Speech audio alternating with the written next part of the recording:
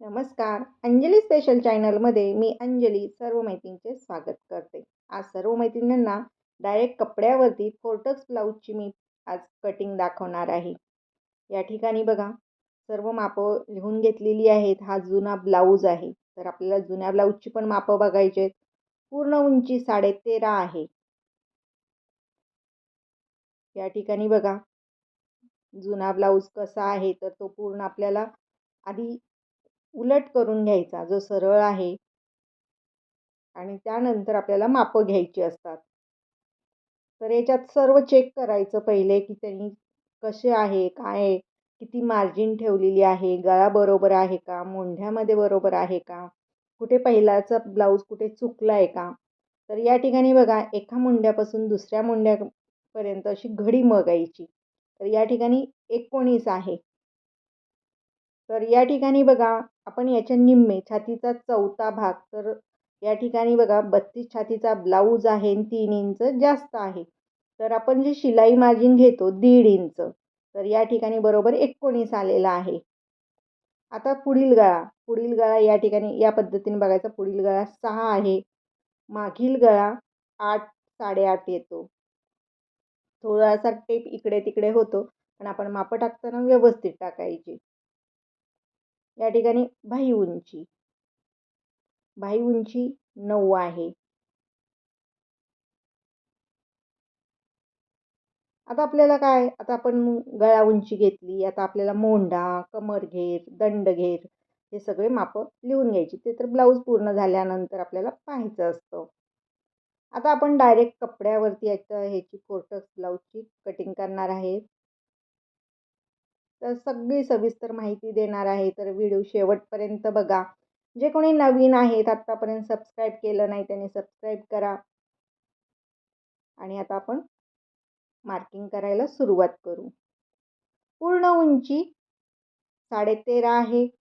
तर या ठिकाणी बघा अर्धा इंच शिलाई मार्जिन. आता डायरेक्ट कपड्यावर करतोय तर आता आपण मागील भाग करून घ्यायचा. शोल्डरला सरळ लाईन मारून घ्यायची. मागील गळा उंची आपल्याला 8.5 घ्यायची आहे. तर मग शोल्डर किती तर 5.5. मोंढा उंची 6. तर या ठिकाणी बघा आपली घडी 9.5 आलेली आहे. कारण की या ठिकाणी तरी आणखीन तसं पाहायला गेलं छातीचा चौथा भाग प्लस 1.5 इंच घेतलं तरी आपल्याला काय होतं 9.5 भेटतं.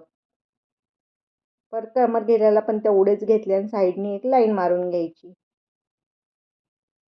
या ठिकाणी मागील मुंड्याचा आकार देण्यासाठी 1.5 इंच घेऊन शोल्डरला एक लाईन मारून घ्यायची.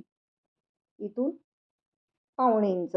मागील गळा उंची कमी आहे म्हणून या ठिकाणी आपण 1.5 इंच घेतले. आता गळा रुंदी. शोल्डर परत एकदा चेक करायचं की आपण आता कुठे आपला चॉक हलला, टेप हलला. तर या ठिकाणी सगळं चेक करून गळा रुंदी 2.5 घेतली. गळा उंची 8.5 घेतली आणि खालच्या साईडला बघा मी खालच्या साईडला 3 इंच घेतलेले आहे गळा रुंदी आणि अशी तिरकस लाईन मारून घ्यायची. गळ्याचा आकार आपल्या आवडीप्रमाणे द्या.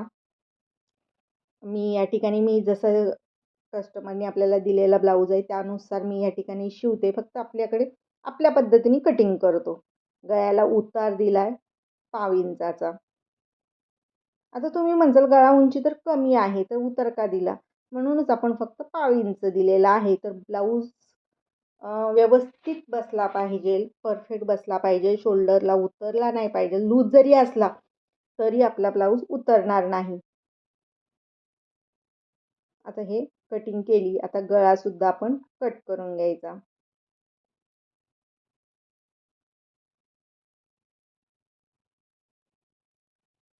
हा उतार कट करायला विसरायचं नाही. आता पुढील माप टाकायचं. तर पुढील माप टाकण्यासाठी बघा ओपन बाजूकडून मी पुढील माप टाकते. आधी वरच्या साईडला आपल्याला सरळ लाईन मारायची. या ठिकाणी अर्धा इंच, 1/2 इंच जेवढं तुम्ही शिलाई मार्जिन पकडता त्यानुसार आपल्याला या ठिकाणी एक लाईन मारून घ्यायची. इथं कपडा पुढे मागे आहे म्हणून त्यामुळे थोडंसं तुम्हाला या ठिकाणी अर्धा इंच दिसेल. तर मी 1/2 इंच शिलाई मार्जिन घेत असते. आता हा आपल्याला मागील पार्ट ठेवायचा आहे. तर गळ्याच्या साईडला आपल्याला 1.5 इंच ते 2 इंच जास्त ठेवायचं आहे या ठिकाणी. तर आता थोडंसं आपण 2 इंच ठेवून आपण हा मागील भाग ठेवणार आणि आखून घेणार. जास्त पण घ्यायचं नाही, कारण की कमी छातीचा आहे. याच्यावरूनच आपल्याला समजतं की आपल्याला जास्त जास्त पण जास्त घेराचं आपण या ठिकाणी ठेवलं तर हे कशासाठी, तर टक्स अंतरसाठी आपण 2 इंच जास्त घेतलेलं आहे. आणि साईडनी आपण लाईन मारून घ्यायची, मोंड्याला घ्यायची, साईडनी घ्यायची, उतार द्यायचा आणि खालच्या साईडला. तर मागील उंचीमध्ये आपण अर्धा इंच जास्त घेतो, पुढील उंचीमध्ये 1 इंच जास्त घेतो. म्हणून या ठिकाणी बघा खालच्या साईडला आपण अर्धा इंच जास्त घेतले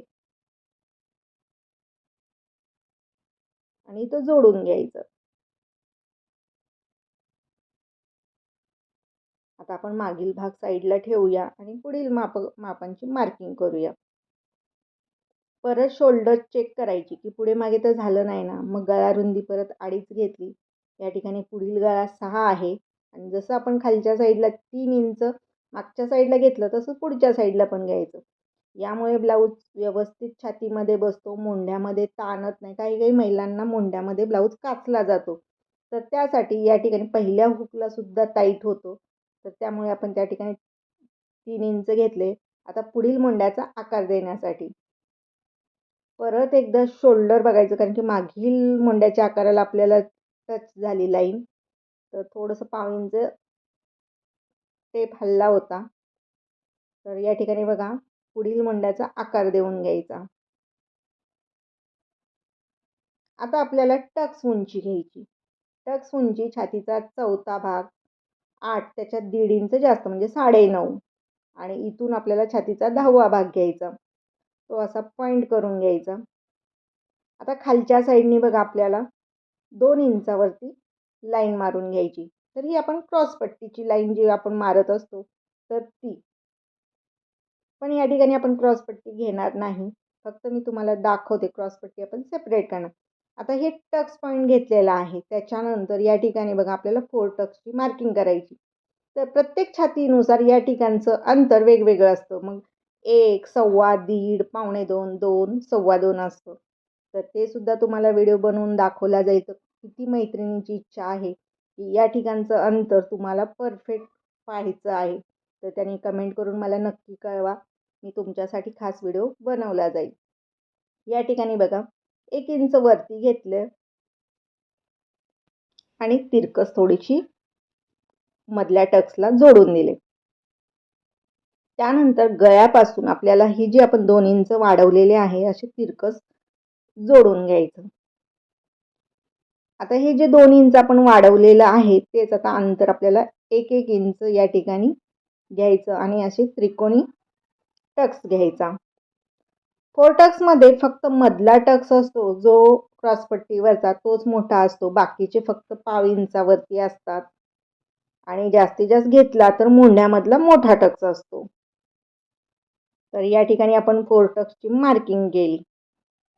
आता आपण हे कट करून घेऊया. तर बऱ्याच सोप्या पद्धतीने मी तुम्हाला सांगते. तर व्हिडिओ हा शेवटपर्यंत बघत जावा.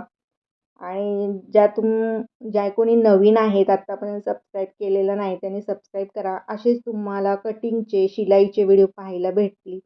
मी अपलोड केल्या तुमच्यापर्यंत लवकर पोहोचतील. त्यासाठी तुम्हाला सबस्क्राईब करावं लागेल. तर आता आपल्याला क्रॉसपट्टीची कटिंग करायची. तर आता या ठिकाणी क्रॉसपट्टी आता आपण सेपरेट घेणार आहे. तर ती कशी? या साईडनी 3.5 इंच म्हणजे हुक लूकच्या पट्टीच्या साईडला आपण 3.5 घेतो. या ठिकाणावरून आपली घडी किती होती? 9.5ची होती. तर त्या ठिकाणावरती कमरेच्या साईडला या ठिकाणी 2.5 इंच मध्यापर्यंत सरळ घ्यायचं आणि जे 3.5 घेतलेलं आहे तिथं अशी क्रॉसमध्ये लाईन मारायची. ही झाली आपली सेपरेट क्रॉसपट्टी. तर काही काहींची क्रॉसपट्टी जास्त होते, कमी होते. तर आपली घडी किती आहे त्यानुसार आपण या ठिकाणी क्रॉसपट्टी तयार करून घ्यायची. आता बाही उंची. बाही उंची आपली 9 आहे. तर त्यात मी अस्तर इंचचा असेल तुमचा ब्लाऊज तर अर्धा इंच घ्यायची आणि बिना अस्तरच्या ब्लाऊजची तुम्ही जर कटिंग करत असाल तर 1.5 इंच जास्त घ्यायचे. आता या ठिकाणी खोली बघा, खोली या ठिकाणी मी 3.5 घेतलेली आहे. भाई उंची जास्त आहे, मुंड्यामध्ये चुन्या येऊ नये म्हणून भाई खोली मी 3.5 घेतली आणि घडी घेतलेली आहे 8ची. आणि बाकीच्या भाईप्रमाणेच मी या ठिकाणी आता या ठिकाणी बघा जिथं आपण 2 इंच घेतलेले आहे आणि मोंडा फिटिंगला आपली 7 इंच आहे. तर बरोबर बघा मोंडा फिटिंगच्या बरोबर आपलं आलेलं आहे आणि शोल्डरला 2.25 इंच ठेवले आणि मागील मोंड्याचा आकार देऊन घ्यायचा, पुढील मोंड्याचा आकार देऊन घ्यायचा अशा पद्धतीने. त्यानंतर या ठिकाणी तुमचा दंडघेर किती आहे तर या ठिकाणी माझ्या माप घेतलेले 4 आहे आणि 2 इंच मी जास्त घेतले आणि त्यानंतर खालच्या साईडला असे जोडून घ्यायचं. आता कटिंग करताना आता या ठिकाणी काही आता खूप सडपातळ महिला आहे त्यामुळे या ठिकाणी आपलं पण जास्त दंडघेराला कपडा गेलेला आहे तर नेहमी तर मी काय करते अर्धा पाऊण इंचच कट करते. पण कशी महिला आहे, ब्लाऊज कसा आहे त्यानुसार आपल्याला हे सगळे बघून आपल्याला ही कटिंग करायची असते आणि आतील मुंड्याचा आकारसुद्धा कट करून घ्यायचा. अशा पद्धतीने आपण डायरेक्ट कपड्यावरती आज कटिंग केली आणि खालच्या साईडला ह्या ठिकाणी हे महत्त्वाचं आहे. तिरकस थोडंसं पाव इंच खालच्या साईडने दंडघेराला कट करायचं गोलाईमध्ये. त्यामुळे काय होतं ब्लाऊज तयार झाल्यानंतर खालच्या साईडला टोक येत नाही. आणि अशा पद्धतीने आपली फोर्टक्स ब्लाऊजची डायरेक्ट कपड्यावरती कटिंग दाखवली. लवकरच तुम्हाला या ब्लाऊजची शिलाई पाहायला भेटेल. जे कोणी नवीन आहेत तर तुम्हाला हा व्हिडिओ कसा वाटला मला कमेंट करून नक्की कळवा. असेच तुमच्यासाठी मी नवनवीन व्हिडिओ बनवत जाईन.